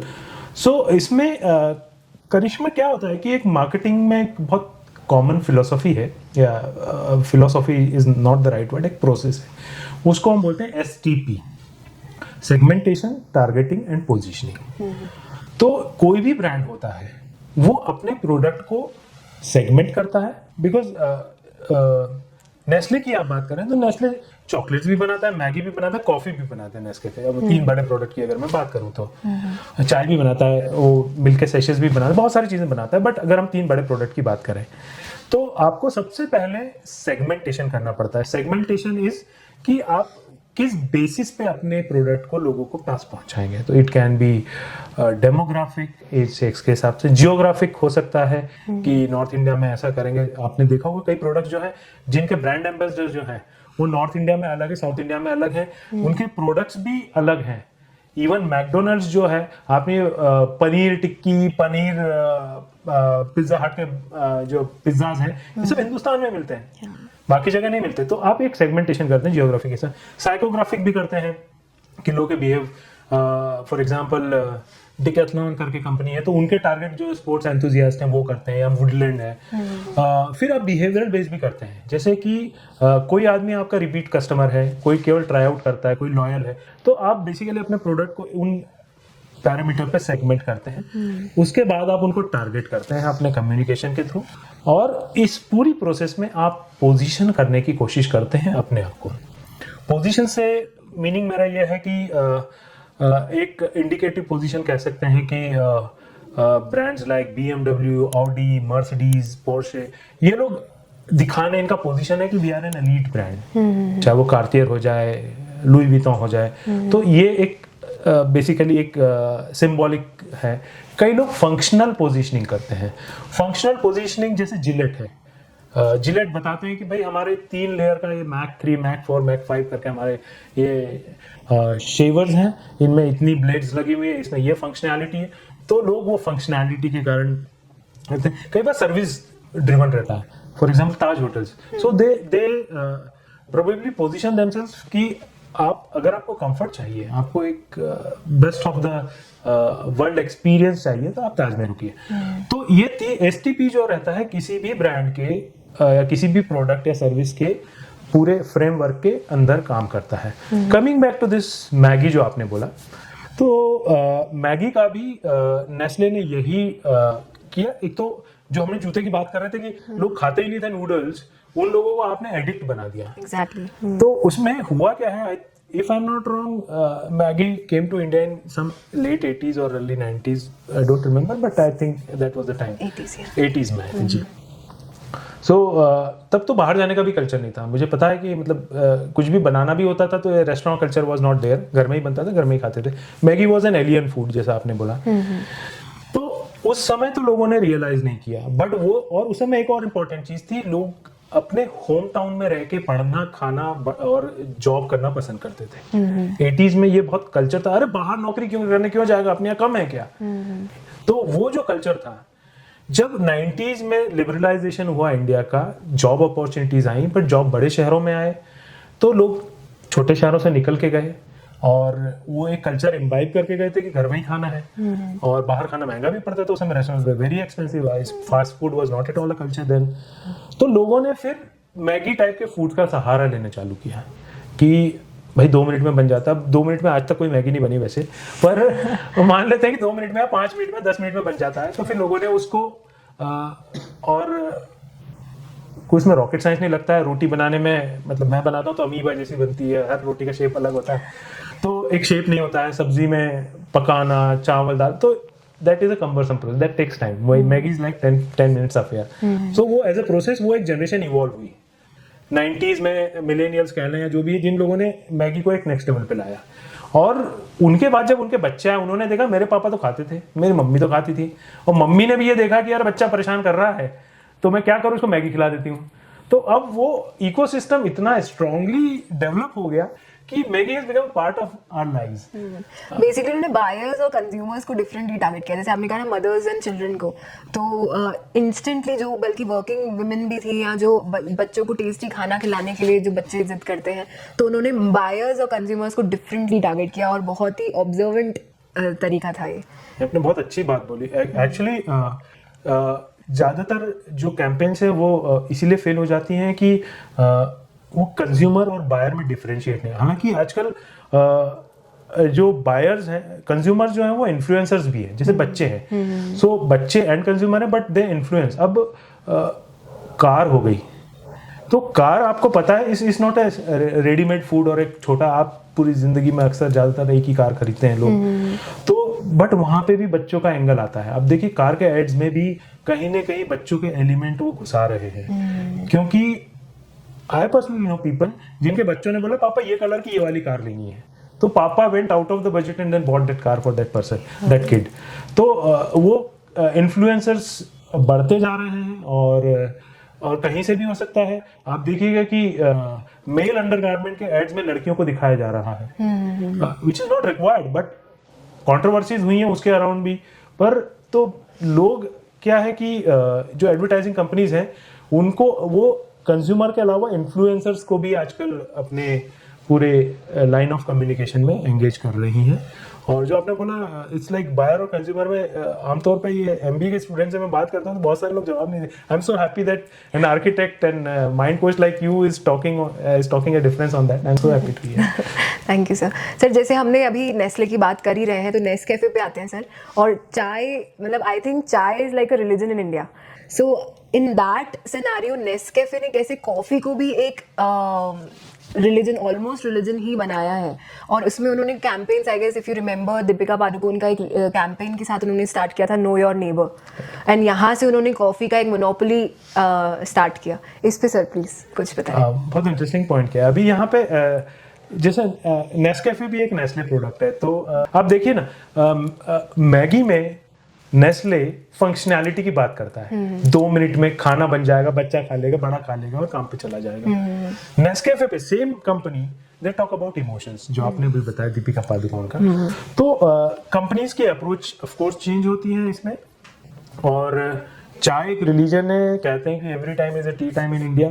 तो making a presence in India for a coffee market, I personally feel Nestle ने बहुत ही फिनोमिनल जॉब किया है। और जो इवन जो कैडबरी भी कर रहा है, आपने अभी जो इमोशंस की बात करी कि जब आप एक नए प्रोडक्ट को 2 ही तरीके से पिच कर सकते हो। ज्यादातर तो फंक्शनैलिटी के साथ करते हैं, जो मैगी के साथ नेस्ले ने किया। दूसरा होता है इमोशन अपील। तो कहीं ना कहीं जो नेस्ले ने टियर 1 का जो यूथ है, मैं टियर 2 में अभी भी कॉफी उतनी प्रोमिनेंट नहीं है, टियर 2 टियर 1 सिटीज का जो यूथ है उसको उन्होंने टारगेट किया विद सेलिब्रिटीज लाइक, और एक मुझे याद है बहुत पहले ता ऐसा करके एक आया करता था नेस्कैफे का, तो वो बहुत इमोशनल उन्होंने उस सेगमेंट को टारगेट किया। क्योंकि चाय जो है वो एक कन्वर्सेशन, प्रोबेबली एक प्लेटफॉर्म है, but it's more of a quick conversation platform. But coffee जो है, चाय तो बनती है, कॉफी ब्रू होती है, तो वो रिलेशनशिप को ब्रू करना रहता है। तो जब आप बोलते हैं ना कि आप किसी से नहीं बोलते चाय पे चलिए, जब आपको लंबी बात करनी है तो आप बोलते हैं कॉफी पे चलिए, तो कॉफी ब्रू होती है। तो उन्होंने वो रिलेशनशिप को ब्रू करने वाले थॉट से टियर 1 को टारगेट किया, टियर 1 के यूथ को टारगेट किया। तो यूथ का क्या था कि उसके पास समय है, वो चाहता है कि मुझे स्पेस भी मिले। सो नेस्कैफे ने वो एक एनवायरनमेंट, उसके साथ नेस्कैफे जैसे ब्रांड, उसके साथ एक पूरा इकोसिस्टम क्रिएट हुआ, चाहे वो बारिस्ता हुआ, फिर वो सीसीडी हुआ, कोस्टा कॉफी हुआ, now we have Starbucks also in India. So वो एक कल्चर डेवलप हुआ। बट जो कॉफी का जो टेस्ट है और कॉफी का जो एक पैरामीटर है कि it's about emotions, it's about spending more time with people, उसको नेस्ले ने बहुत इफेक्टिवली बिल्ड किया। और अभी भी एक ऐड देखता हूं मैं, उसमें वो जो एक्टर हैं, जो सेलिब्रिटी, वो बोलते हैं कि आप लोग कितने मेरा नाम जानते हैं, बचपन में मेरा नाम क्या था, कितने लोगों ने लॉस, मतलब कितना ने ये जाना, कितने ने, आखिरी में बोलते हैं इतने कितने लोग हैं जिनसे मैं आउट ऑफ टच हूँ। तो उसके बाद कोई भी नहीं बचता उनका दोस्त। तो फिर वो बोलते हैं कि this is the moment to be together again. तो नेस्कैफे के साथ नेस्ले ने बहुत इमोशनली लोगों को मेरे ख्याल से एंगेज किया, और probably that's the reason why it is a probably I don't remember। और इंटरेस्टिंगली एक चीज़ और है कि नॉर्थ इंडिया में लोग चाय पीते हैं, साउथ इंडिया में कॉफ़ी पीते हैं, बट उस मार्केट में भी अपने फुटप्रिंट बनाना, बिकॉज साउथ में लोग फिल्टर कॉफ़ी ही पीते हैं, वहाँ पर भी अपने footprint banana is a commendable job with Nestle. So segment marketing कहेंगे इसको, आई गेस, मतलब ग्राउंड लेवल पे भी काम करा, जैसे बहुत सारे रेस्टोरेंट्स और इनफैक्ट कॉर्पोरेट ऑफिसेज में भी उन्होंने अपनी मशीन्स फ्री में दी है ताकि कॉफ़ी कल्चर बने। बिल्कुल सही कह रहे हैं। इनफैक्ट चूंकि मैंने लॉ भी किया है, तो एक आईपी इन्फ्रिंजमेंट की बात करता हूँ, इंटेलेक्चुअल प्रॉपर्टी राइट की। मेरे ख्याल से जो सबसे ज्यादा एक्सप्लॉइटेड ब्रांड्स हैं हिंदुस्तान में, वो मेरे हिसाब से सबसे ज्यादा तो नेस्कैफे है। आप जाएंगे, आपको अगर एक शहर में एक कोने से, मैं कह रहा हूँ एक गली में एक कोने से दूसरे कोने के जाएंगे, तो आपको नेस्कैफे के अलग अलग नाम के इतने सारे चाय के कप मिल जाएंगे जो एक भी सही नहीं होगा। सबसे ज्यादा एक्सप्लॉइटेड। और प्रॉब्लली दूसरा एक्सप्लॉइटेड ब्रांड मुझे लगता है बिस्लेरी है। बिस्लेरी के भी इतने डुप्लीकेट प्रोडक्ट्स मार्केट में है, तो but it shows strength of A brand की आपको कितना लोग रेप्लिकेट कर रहे हैं। आपने सही कहा, वो एक कल्चर उन्होंने बिल्ड किया, और वो अब दिस पार्ट ऑफ ऑफिसेज में तो लाइक अच्छे बड़े ऑफिसेज में लोग कॉफ़ी ही पीते हैं। मतलब मैं जहाँ जहाँ काम किया, कॉफ़ी ही ज़्यादा चलती है, although I love tea, but you are right on that. Of course sir. Sir negative marketing की अगर हम बात कर रहे थे, अभी recently I guess 2019 if I am not wrong, Zomato ने ट्वीट किया था कि कभी कभार घर का भी खाना खाना चाहिए और उसको एक ट्रेंड सेटर बन गया था कि कैसे फिर बुक माई शो ने बोला कि कभी कभार लाइन में खड़े होकर पहले रो की भी टिकट खरीदनी चाहिए। यूट्यूब ने कहा कभी कभार 3 बजे रात में फ़ोन साइड रख के सो भी जाना चाहिए। एंड ऐसे करके सीरीज ऑफ ट्रेंड बना, एंड आई गेस उससे यही उठ के आया कि Zomato is a big trend setter और वो अपने आप में एक किंग है। तो इस चीज़ पे प्लीज़ सर कुछ। ये देखिए, आजकल ये इसको क्या कहें, रिस्पॉन्सिव मार्केटिंग कह सकते हैं और मोमेंट मार्केटिंग कह सकते हैं। ये बहुत प्रोमिनेंटली हो रहा है, और आजकल क्या है कि ब्रांड एक दूसरे को बहुत काउंटर करने लगे हैं। बहुत निगेटिव तो नहीं कहूँगा मैं इसे, क्योंकि अगर जिस मार्केट प्लेस की आप बात कर रहे हैं, जोमेटो और बुक माई शो दोनों एक अलग सेगमेंट में ऑपरेट करते हैं, बट मोमेंट मार्केटिंग में क्यों लेके मार्केटिंग करने का बहुत स्ट्रॉन्ग ट्रेंड होता जा रहा है। जोमेटो ऑफ कोर्स एक लीडर है ही, मतलब आई थिंक उबर के आने के पहले उबर ईट्स हुआ करते थे, आपको पता ही है, स्विगी के पहले भी Zomato is probably the pioneer, first mover in this segment। तो जोमेटो का एक अच्छा मार्केट शेयर है, अच्छी क्रेडिबिलिटी है, उसमें मुझे नहीं लगता कोई मतलब कोई शक है। बट चूंकि आपने इस फूड ब्रांड्स की बात करी, तो मैं थोड़ा सा इस डिस्कशन को एक अलग एंगल में ले जाऊंगा कि ये लोग आजकल क्या हो गया है कि एआई आपने सुना होगा, तो ये जो ब्रांड्स हैं, आई will not specify particular brand, but ये लोग एआई को बहुत स्ट्रांगली यूज कर रहे हैं। और कैसे कर रहे हैं कि मान लीजिए आपकी फूड हैबिट्स, एक चीज तो तय है कि आप जो भी कर रहे हैं वो गूगल या कोई और या कोई तीसरा ऐप आपका हर कुछ कैप्चर कर रहे हैं। आप आईफोन पे हैं तो प्रोबेबली आप थोड़े सिक्योर हैं, अगर आप एंड्रॉइड पे तो आप लेस सिक्योर हैं। आपसे आपके प्राइवेसी आपको पता हो ना पता हो, but is a concern. So what these companies are doing, because आप अगर कुछ प्रोडक्ट ऑर्डर करोगे, you certainly will go to their app and then only you will order the product. So they capture your buying behavior. I'm not naming any of the portal, but this is actually happening. So, for example, every Thursday, 2 p.m., you order chole bhature. So this company, will use AI. They will do a lot of learning, and they will realize that Karishma orders chola bhatura at 2 p.m. on every Thursday. So 2 possibilities होंगी। पहली possibility होगी कि Thursday को, और मान लीजिए एक specific shop से करती हैं, तो थर्सडे को आपको 11-12 बजे एक मैसेज आ जाएगा आपके इनबॉक्स में कि करिश्मा छोला bhatura is ready for you, कुछ अच्छी सी जागन्स के साथ। तो आपको याद आ जाएगा, अरे हाँ मुझे तो छोला भटूरा ऑर्डर करना है। हो सकता है आप भूल जाएं, तो कंपनी जो है वो 2 बजे तक वेट करेगी। 2 बजे तक अगर करिश्मा ने ऑर्डर नहीं किया, तो करिश्मा को एक मैसेज जाएगा, your chhola bhatura is waiting for you. और रेस्टोरेंट का नाम ले लेंगे कि this restaurant is waiting for you with their छोला भटूरा। सो आपको याद आएगा, अरे हाँ छोला भटूरा ऑर्डर करना है। मान लीजिए आपने 2:30 बजे तक नहीं किया, तो उनको लगेगा शायद कुछ और खाना चाह रही हैं, तो आपको 2-3 दूसरे ऑप्शंस दे देंगे या दूसरे रेस्टोरेंट्स के नाम बता देंगे कि आप उससे नहीं इससे करिए। फिर आप नेक्स्ट लेवल पे जाएंगे, मान लीजिए आपने 4 बजे तक नहीं किया, तो हो सकता है कि वो आपको कुछ कूपन या कुछ 10-20% डिस्काउंट दे दें कि भाई इसको छोला भटूरा तो खिलाना है मुझे, कुछ भी कोलेस्ट्रॉल हो इनका, बट मुझे खिलाना है। सो कंपनीज क्या है, चूंकि आपने फूड ऐप की बात की थी, it's not specific to food app, every company is capturing your data, applying ML AI and delivering you the content and customizing your preferences even। ये भी एक बहुत मैं कहूँगा बहुत सीरियस बट एक इम्पॉर्टेंट ट्रेंड होता जा रहा है कि आपके बाइंग बिहेवियर को भी वो इन्फ्लुएंस कर रहे हैं कि आपकी टिकट साइज मान लीजिए 200 रुपीज़ की है, बट आपने एक बार 2 बार अगर 400-500 रुपीज़ का खाया है तो वो आपको बार बार इन्फ्लुएंस करेंगे। और ट्रेवल एप्स क्या करती हैं कि your friend is book A ticket for Bangkok. अब मैं तो भैया मैं सोच रहा था कि मैं बैंगलोर नहीं जा पा रहा हूँ, मेरे 2 दोस्तों का उन्होंने डाल दिया बैंकॉक किया, तो मैं शायद I also try to make a mind. So AI भी कहीं ना कहीं इन पूरी प्रोसेस में आ रहा है, शामिल है। सर जैसे आप कह रहे हैं AI के थ्रू, फिर क्या यूज़र इसमें कैसे बच सकता है कि यूज़र कैसे मिनिमम से मिनिमम एक्सपोज हो? जिस एनवायरनमेंट में हम काम कर रहे हैं मुझे नहीं लगता कि आप एक्चुअली बच सकते हैं। मैं बहुत ऑनेस्टली बता रहा हूँ, आप अपनी प्रिवेसी सेटिंग्स ऑफ करके रखें, कंट्रोल करके रखें, बट कहीं ना कहीं जो आपका buying behaviour with in that particular app है वो तो बचा नहीं है, तो उसके बेसिस पे तो वो करेंगे ही। तो बचने के अगर मैं आपको तरीके का बहुत बेसिक तरीका है, देखिए डेटा तो आपका जाना है, अब आपको कितना डेटा जाने देना है ये आपके हाथ में है। So don't open all your permissions for all the applications first. मैं मतलब ऐसी बात कर रहा हूँ जो सबको सब पता है कि अनवांटेड एप्स मत रखिए।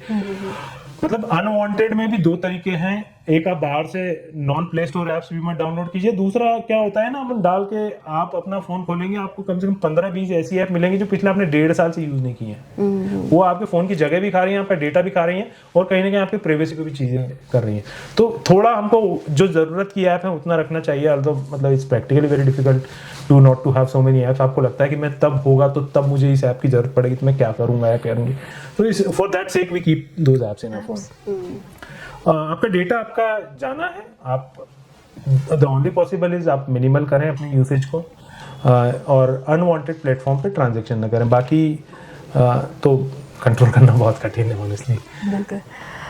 सर 2025 के न्यू ट्रेंड्स जो आपको लगता है मार्केटिंग को लेके एक रेवोल्यूशन क्रिएट होगा, जेन जीज और जेन अल्फा जनरेशंस जो है उनको माइंड में रखते हुए? देखिए 2025 करिश्मा मेरे हिसाब से is a very short period to talk about. It's a linear trend, so it's not specific to 1 year 2 year because every year we are evolving. So now we talk about industry 4.0 and all that stuff. So but कुछ चीजें जो जैसे AI की मैंने बात करी आपसे, AI is going to be the game changer for most of the marketing campaigns because पहला कि आपके यूजर्स बहुत हैं। अभी तक जब हम ट्रेडिशनल मार्केटिंग करते थे मेरा बॉस बोलता था कि ये आउटडोर तूने लगाया, इसकी इफेक्टिवनेस कैसे मेजर करें, तो मैं भी सोचता था कैसे मेजर करें भैया, एक बोर्ड मतलब एक बहुत बड़ा बोर्ड लगा रखा है मैंने किसी चौराहे पे, उसको कौन देख रहा है कौन नहीं देख रहा मुझे क्या पता। टीवी एड्स में भी ये चैलेंज रहा, पर अब डिजिटल में वो नहीं रहता, आपको पता है कि आपको कौन आपका कंटेंट देख रहा है, कौन ऐड देख रहा है, तो वो एक लेवल होता है। बट वो इतना डेटा जनरेट हो रहा है उसको एनालाइज करना है, तो एनालिसिस भी आजकल बिग डेटा वगैरह की बातें हो रही है, एनालिसिस भी हो रही है। बट अब जो बात करते हैं, जैसे मेरे बॉस मेरे से पूछते हैं कि इस डेटा से इंसाइट क्या मिल रही है, सो इंसाइट ड्रिवन मार्केटिंग हो गई है। अब इंसाइट आपको कहां से मिलेगी, जब आप बिलियंस ऑफ यूजर्स आपका यूज कर रहे हैं at any given point in time, तो आपको इंसाइट्स मिलेंगी या तो AI से या आपको डैशबोर्ड से, क्योंकि बिग डेटा जनरेट हो रहा है। तो AI और ML जो है वो आपको अननोइंगली आपके लिए एक मार्केटिंग कैंपेन प्रिपेयर करके रख रही है कि आपको कंडीशंस अप्लाई करनी है। फेसबुक मैं अगर बात करें यूट्यूब की, तो आप यूट्यूब का जो कंटेंट देख रहे हैं उसी से रिलेवेंट आपको ऐड दिखाई देते हैं। ऑफ कोर्स पहले तो जो आप देख रहे हैं उससे रिलेवेंट ही नेक्स्ट वीडियो आता है, बट ऐड भी आपके उसी रिलेवेंट आते हैं। और आपका सब डेटा पड़ा हुआ है गूगल पे, आपकी एज, आपकी लोकेशन, आपका सेक्स, आपका जेंडर, आई मीन टू से आपकी इनकम अगर है, तो वो आपके उसी पर्सोना के हिसाब से आपको एडवर्टीजमेंट डिलीवर कर रहे हैं। तो अब इसमें क्या है, कोई एक वहां पे आपको कैंपेन मैनेजर बैठाने की जरूरत नहीं है, AI is doing everything for you. So one is AI, second is cloud. I would say cloud is again very important element now कि मतलब सब कुछ अब आप अपने फोन में नहीं रखते हो, you eventually have to download certain things, use and then. तो क्लाउड एक चीज हो गई। एक और नई टर्म आपने सुनी होगी AR VR के, ऑगमेंटेड रियलिटी, वर्चुअल रियलिटी। सो जो इंडस्ट्री 5.0 या जो भी वेब 4.0 या जो भी बात कर रहे हैं, वो जो वेब होगा, वो वेब जो है वो इमोशन, जिसे हम मेटा की बात करते हैं, मेटावर्स आपने सुना होगा। सो वहां आपको फिजिकली नहीं जाना है। अभी आप क्या है, आपके दो रूप है। एक रूप है आपका कि आप स्टोर में जा रही हैं, प्रोडक्ट देख रही हैं, खरीद के ला रही हैं। आपका दूसरा रूप है, आपने मोबाइल खोला, आपने डेस्कटॉप खोला, अपना लैपटॉप खोला, आप एक ई स्टोर में जा रही हैं, प्रोडक्ट देख रही हैं और ला रही हैं। बट इस पूरी प्रोसेस में हो क्या रहा है कि एक में आप फिजिकल छू के देख पा रही हैं बट वैरायटी कम है, दूसरे में आपको वैरायटी बहुत है बट आप चेक नहीं कर पा रही हैं कि ये क्या साइज है, क्या डिमेंशन है इस प्रोडक्ट का। तो जो मेटा होगा, मेटा आपको बेसिकली, जैसे अक्सर आपने अगर वो एवेटार मूवी देखी होगी, उसमें वो एक कैप्सूल में जाके हो जाते हैं, वो फिर वो वहां रहते, वहां पे उनका एक प्रतिकृति, उनका एक क्लोन क्रिएट हो जाता है नावीज के साथ और वो उनके साथ इंटरेक्ट करने लगता है। So metaverse is going to be like that only, जहां पे आप वर्चुअल रियलिटी के माध्यम से वो सारी चीजें फील करेंगे जो आप फिजिकल वर्ल्ड में करते हैं, बट आप फिजिकली वहां नहीं होंगे। जैसे आप आजकल इतने सारे गेम्स आ गए हैं, आप उतर जाते हैं, आप खुद ही हो जाते हैं वो। So same thing will happen in your buying decision. So AR VR जो है आजकल, आप अगर किसी बड़े मतलब मिडिल ईस्ट में या बड़ी कंट्री के बड़ी सिटी में जाएंगे तो आपको वर्चुअली आपको वो कपड़े कैसे पहन के लगेंगे, वो सब आपने देखा होगा। ये लेंस कार्ट वगैरह तो दिखाते हैं कि आपको चश्मा कैसा लगेगा आपके चेहरे पे। That's first stage of it. तो AR VR is also going to shape people's preferences in terms of the marketing activities. Sir, ये बहुत फेमस सेइंग चल रही है अभी, जैसे AI हमको रिप्लेस नहीं करेगा, in fact AI using people will replace. तो इस पे आपका क्या कहना है? ऑल्सो AI एंड IP का इन्फ्रिंजमेंट। हाँ, ये आपने बड़ा इंटरेस्टिंग और बहुत इंपॉर्टेंट पॉइंट रेज किया करिश्मा। जैसे मैं आपको कह रहा था कि AI जो है वो लोगों को रिप्लेस नहीं करने वाला है। जैसे कंप्यूटर्स के साथ हुआ कुछ समय पहले कि जिन लोगों को कंप्यूटर नहीं आता था, इवेंचुअली उनको या तो कंप्यूटर सीखना पड़ा या उन्होंने जॉब छोड़े, और फिर इसी प्रोसेस में लोग इवॉल्व हुए। तो same thing will go with AI also, that आपको AI इकोसिस्टम के अकॉर्डिंग अपने आप को तैयार करना पड़ेगा। और आपने जो बोला कि आदमी जो AI जानता है, देखिए AI जानने के भी दो तरीके हैं। या तो आप AI के कुछ कोडर हो, सॉफ्टवेयर डेवलपर हो, पर AI को किस तरीके से ऑप्टिमली यूज करना will be the skill going forward. जैसे मेरी टीम में कुछ कंटेंट राइटर्स हैं, हम लोग अक्सर बात करते हैं कि ये AI जनरेटेड कंटेंट है, तो इसका क्या किया जाए, कैसे किया जाए। तो कहीं ना कहीं वो ह्यूमन एलिमेंट, और आप अगर गूगल वगैरह का एल्गोरिदम देखेंगे, एक SEO करके टर्म होती है, सर्च इंजन ऑप्टिमाइजेशन, उसमें अक्सर ये होता है कि लोग AI कंटेंट अपनी वेबसाइट पे डाल देते हैं और फर्क कुछ पड़ता नहीं उनकी वेबसाइट पे, क्योंकि गूगल, अगर आप समझदार हैं तो गूगल आपसे वो 1.5 छाना बोलते हैं ना, वो है।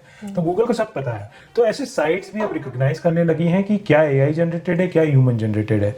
तो एंड ऑफ द डे ये ह्यूमन जनरेटेड चीज आएगी ही। If you want to be unique, जैसे हम USP की बात कर रहे थे, if you want your content to be unique, if you in irrespective of any fields, अगर आपको यूनिक होना है तो एक ह्यूमन एलिमेंट लगेगा। अब वो जो ह्यूमन एलिमेंट है वो कितना टेक्नोलॉजी सेवी है, वो कितना AI एनवायरनमेंट से अकस्टम्ड है, will be the deciding factor. जो आपने अभी बोला कि the person who know AI will replace you, exactly. तो आपको उस जो भी यूथ है जो इस समय पढ़ रहे हैं या जॉब कर रहे हैं, उनको उस नेक्स्ट लेवल के लिए अपने आप को जरूर तैयार करना पड़ेगा।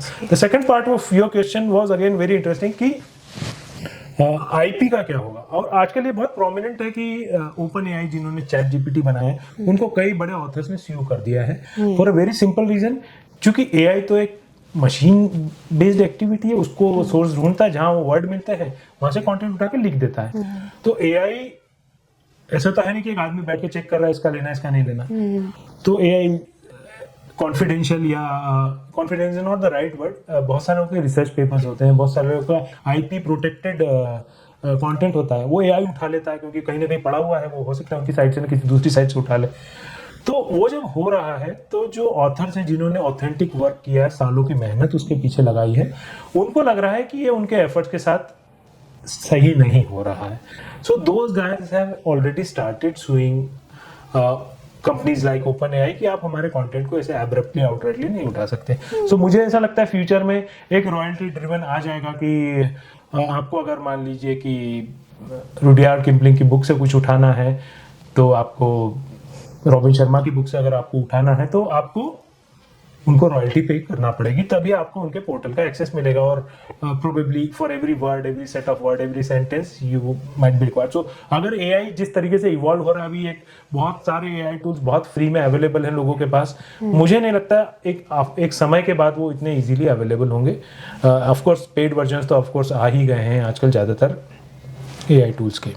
सो infringement will be a concern and I am sure वो एक गोइंग फॉरवर्ड वो एक उसका एक रिपरकशन एआई पर ज़रूर आएगा, क्योंकि कहीं ना कहीं ह्यूमन इंटेलेक्ट पीछे है ही. इन सब एआई के पीछे भी ह्यूमन इंटेलेक्ट है, और एआई जो उठा रहा है वो भी तो किसी आदमी ने ही कहीं ना कहीं बनाया है.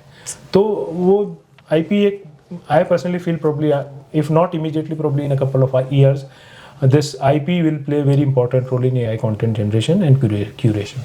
So users और viewers के लिए आप समझा सकते हैं कि what is IP? Okay, बहुत अच्छी चीज़ बताई. आई एम सॉरी, मैं चूंकि लॉ किया है तो शायद वो मैं भूल गया. IP is intellectual property. अब इंटेलेक्चुअल प्रॉपर्टी होती क्या है?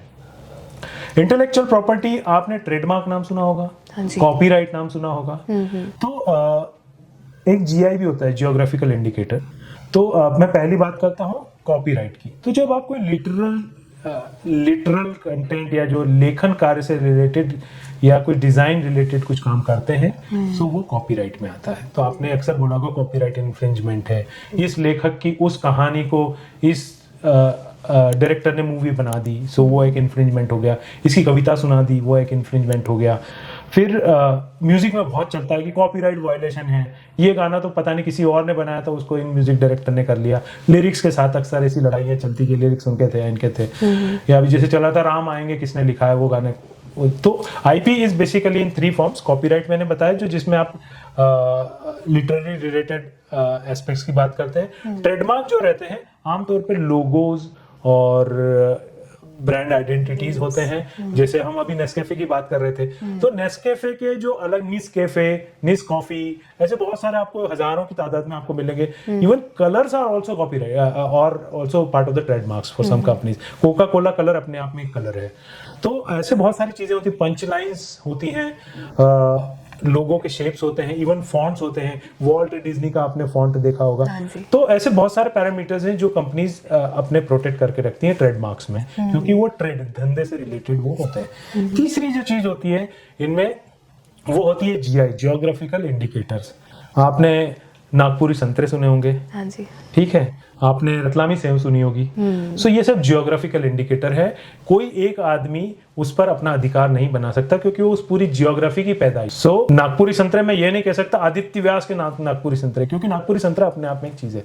तो ऐसे ही रसगुल्ला है, तो आप रसगुल्ला जो है वो अगर मान लो ओडिशा का है, तो आप रसगुल्ला को यू कैन नॉट मेक कि ये मेरा copyright. Everybody can use that word in their. And चौथा जो पैरामीटर रहता है वो होता है patents.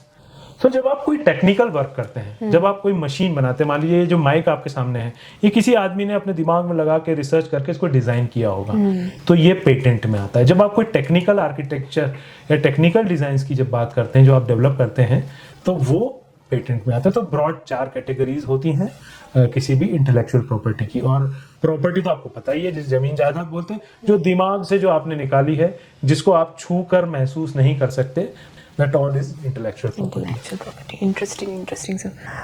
Sir, lastly I would like to know sir, आप एक एक्टिव academician भी हैं, आप स्टूडेंट्स को अभी भी पढ़ाते हैं. रिसेंटली ये 10-day MBA का ट्रोलिंग चला है. I would not take the name. आप क्या कहेंगे, लोग MBA को अपने बिजनेस से रिलेट करते हैं, बिजनेस शुरू करना है या कुछ भी ओनरशिप में लेके आना है, तो MBA is a must. What do you say about that? Okay, I'll split this into 2 parts. करिश्मा, आपने इंटरेस्टिंग बात करी है, और इनफैक्ट जिन बच्चों से मैं इंटरेक्ट करता हूँ वो लोग भी इस तरह की बात करते हैं. तो पहले मैं नॉर्मल MBA की बात करता हूँ. तो for me, like after having almost over 2 decades in the industry, of course teaching people as well, मुझे लगता है MBA एक डिग्री नहीं है. ये एक सबसे पहले हम लोगों को ये जानना जरूरी है. इंजीनियरिंग एक डिग्री हो सकती है क्योंकि वहां आपको कुछ सिखाया जाता है. MBA जो मुझे लगता है आपको way of managing surroundings around you होता है. अब इसको अगर मैं बताऊं तो MBA लोग मार्केटिंग में करते हैं, MBA लोग HR में करते हैं, MBA लोग फाइनेंस में करते हैं. अब हमारी मम्मियां तो इतने समय से फाइनेंस मैनेज करते आ रही हैं. ठीक है, वो शायद प्रॉफिट एंड लॉस नहीं बनाती होंगी, बैलेंस शीट नहीं बनाती होंगी, उनको उतने कंसेप्ट पता नहीं होंगे डेट इक्विटी रेशो के या जो भी हैं, but they have been doing. ठीक, आपके ऑफिस में लोग हैं, आपके फ्रेंड्स हैं, आपके स्कूल मेट्स भी होंगे, कॉलेज मेट्स भी होंगे, आपके घर में भी लोग हैं. आप उनके साथ मैनेज करते हो. आपको पता है इससे इतनी बात करनी है, उससे उतनी बात करनी है, इससे लड़ सकती हूँ, इससे मैं बात नहीं करूंगी, मुझे किससे कितनी बजे फोन लगाना है, मुझे किस लेवल की किससे बात करनी है. तो ये आपकी एक अंडरस्टैंडिंग है. तो आप लोगों को people management is also part of your life. Marketing, आप जाती हैं, आप मार्केट जाएंगी और आपको पता है कि इस शॉप पे निगोशिएट होता है तो आप निगोशिएट करेंगी, इस शॉप पे नहीं होता है नहीं करेंगी. आपको पता है कि ये प्रोडक्ट की ये प्राइस इतनी होगी तो आप निगोशिएट करेंगे कि ये नहीं भैया इतने का आता है. तो आप में एक, और आप ये देख के, जैसे अभी हम बात कर रहे थे कि रिव्यूज लोग समझ जाते हैं निगेट मतलब फैब्रिकेटेड हैं या कैसे हैं, तो वो एक मार्केटिंग भी आपके है. अगर आप शायद प्रोडक्शन का आपको नहीं है, बट एक हम उस प्रोडक्शन में होता है कि CPM पर बेस्ट वे से आप कैसे पहुंचेंगे. तो आपको मान लीजिए आपके फ्रेंड का फोन आया कि करिश्मा जल्दी से आ जा, तो आपको पता होगा कि मैं किस रास्ते से जल्दी से पहुंचूंगी. So same goes in the production also. So कहीं ना कहीं ये पूरा MBA जो है हमारी एक लाइफ स्टाइल है. और जो कोर्स है वो चाहे 1 साल का हो, 2 साल का हो, ये आपको उस सबका गुणा भाग सिखाता है कि आपको लोगों को कैसे मैनेज करना है, आपको फाइनेंसेस को कैसे मैनेज करना है, आपको मार्केटिंग कैसे करनी है, आपने जो प्रोडक्ट बनाया उसको कैसे बेचना है, लोगों को कैसे समझना है, ऑर्गेनाइजेशन बिहेवियर है. तो ये पूरा सेट जब आप किसी कंपनी में उड़ेल देते हो तो वो MBA बन जाता है. बट हम सब इन अ सटल वे ये सारी चीज़ें करते हैं. तो मेरा ऐसा मानना है पर्सनली, विद ड्यू रिस्पेक्ट, मैं खुद भी MBA हूँ, पढ़ाता भी हूँ बच्चों को, कि MBA को जब हम बियॉन्ड अ डिग्री लेके as a life style education, जैसे आप भी लाइफ स्टाइल कोच हैं, आप बहुत सारी चीज़ें बताती हैं, इमोशनली कैसे लोगों अपने आप को हैंडल करना चाहिए, किस सिचुएशन में कैसे बिहेव करना है.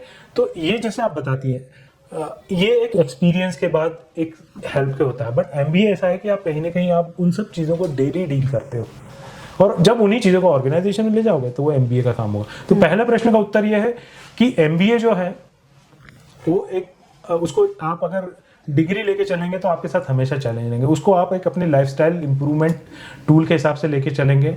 और मैं अपने सारे स्टूडेंट्स को बोलता हूं कि MBA की degree itself will not help you.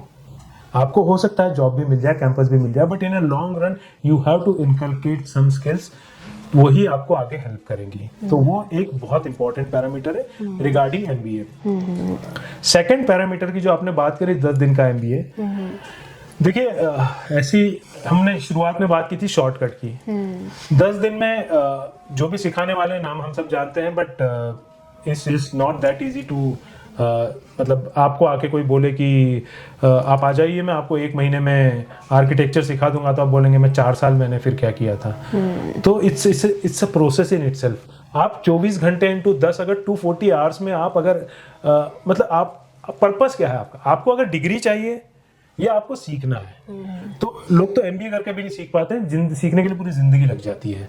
तो 10 दिन का MBA मुझे लगता है इज प्योर मार्केटिंग गिमिक. ऐसा मुझे नहीं लगता कि 10 दिन में कोई आदमी इतना इंडस्ट्री रेडी हो जाए कि वो मतलब he can compete with anybody for that matter.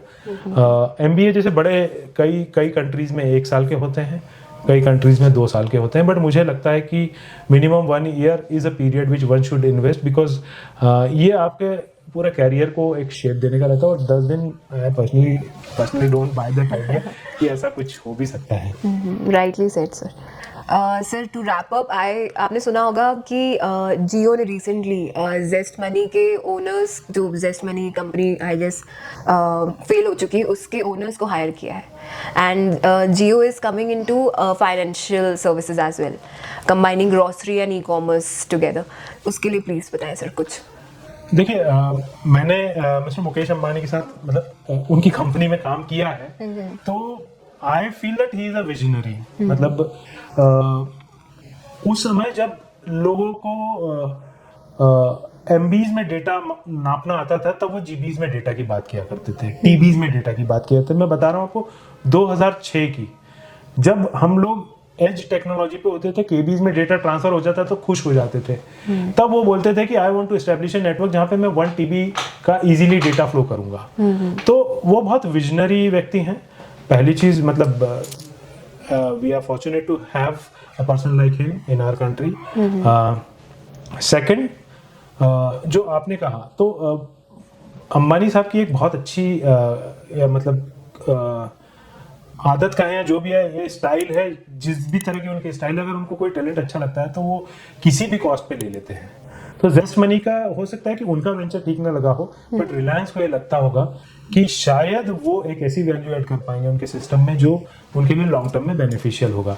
और कई बार क्या होता है कि आपके पास एक थॉट होता है बट आपके पास रिसोर्सेज नहीं होते, तो शायद रिलायंस उनको वो रिसोर्सेज देने का करेगा। सेकंड, जो मैंने देखा, आप अगर बॉम्बे जाएंगे तो बॉम्बे की सब कुछ, तो नवी मुंबई का तो सब कुछ ही रिलायंस के पास है। I am sorry. तो और मतलब फ्रैंकली स्पीकिंग, जहाँ भी मौका मिलेगा, मुकेश अंबानी मुझे नहीं लगता कोई भी अपॉर्चुनिटी छोड़ेंगे। तो ऑलरेडी आजियो उनका ब्रांड आ चुका है, they are into telecom, they are into fuel. तो जो आप कह रहे हैं कि I think that's the next market place, financial services में भी वो हैं ही। तो it's going to be very interesting. But इसमें दो एस्पेक्ट्स हैं कि एक बहुत strong player, domestic player market में आएंगे जो शायद अमेजोन या वॉलमार्ट टाइप की कंपनीज को चैलेंज करेंगे। बट जो एक बड़ी रिस्क है जो हम देख सकते हैं वो होगी मोनोपोली की, क्योंकि एक फाइनेंशियली टेक्नोलॉजिकली स्ट्रॉन्ग कंपनी अगर कई सारे वेंचर्स और स्पेशली इंफ्रा रिलेटेड वेंचर्स या ऐसे वेंचर्स जो लोगों की लाइफ को डायरेक्टली अफेक्ट करते हैं उसमें जाती है, तो एक मोनोपोलिस्टिक इकोनॉमी या मोनोपोलिस्टिक सिचुएशन बनती है। और वो अब कैसा होगा आई डोंट नो, अच्छा होगा बुरा होगा, बट वो एक सिचुएशन होगी जो हम आने वाले समय में जरूर देखेंगे जिस तरीके से वो ग्रो कर रहे हैं। वंडरफुल सर, सारे सेगमेंट्स ऑफ मार्केटिंग को हमने टच किया है। बहुत बड़ी बड़ी ब्रांड्स, हमारे पीआर को हम कैसे नेगेटिवली भी यूज़ किया जा रहा है, इन सबको आपने बताया। काफ़ी डाइवर्स नॉलेज है आपकी sir. And I would like to tell to all the viewers, Aditya Vyas ji ने एक बुक भी लिखी है जो अमेजॉन प्लेटफॉर्म पे ऑलरेडी अवेलेबल है, by name unboxing entrepreneurship. So do check it out and do buy and read it. Thank you so much, sir. Thank you coming on this platform. Thank you, Karishma. It was fun indeed to talk to you for this entire period. ऐसा लगा कि मैं मतलब एक दूसरे ही orbit में हूँ. You brought up lot of interesting point and I'm so happy that in spite of being an architect and a life coach, you know so much about management, marketing and all those aspects. Truly delighted to be part of this conversation and looking forward to having many more, maybe in person like this. Thank you so much, sir. Thank you. Thank you very much.